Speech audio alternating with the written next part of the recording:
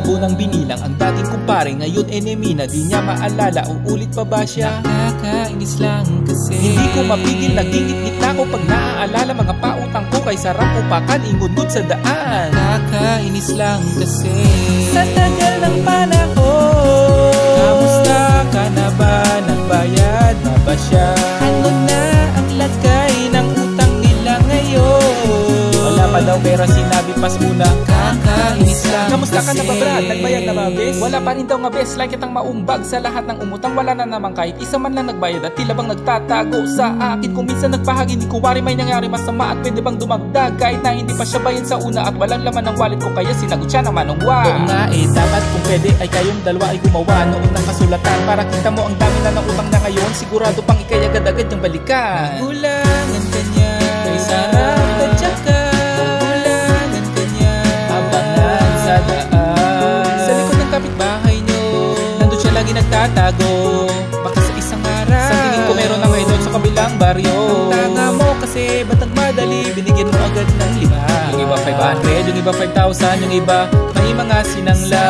naman, hindi niya makalimutan. Ano ba ang nangyari? Sana si kumpare, ilang ulit pa na umutang, tuloy lang. Napakakapal niya sa atin. Kahit ano pang masabi pera hindi ko Baka bibigay. tumakas pa siya bukas.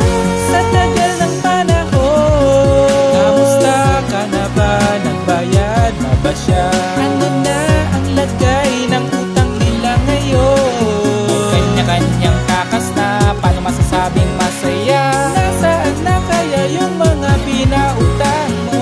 Sana na may maalala pa nila kahit 1,000.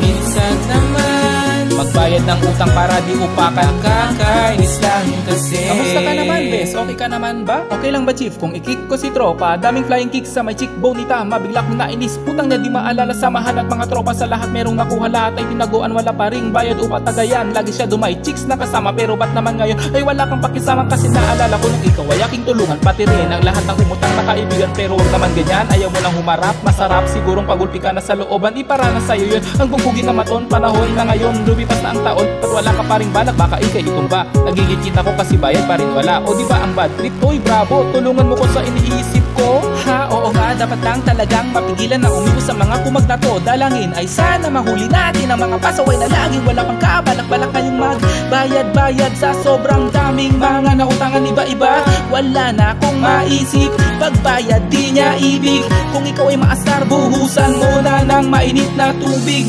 Nangangarap sa lahat ng bituin na mapusasan ng kanyang mga kamay, para agad siyang harangan dalhin sa kulungan. Sige, tumawag ka na ng barangay. Sa tagal ng panahon, Kamusta ka na ba? Nagbayad na ba siya?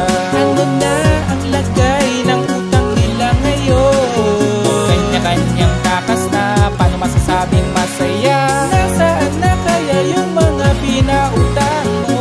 Sana na may maalala pa nila kahit 1,000.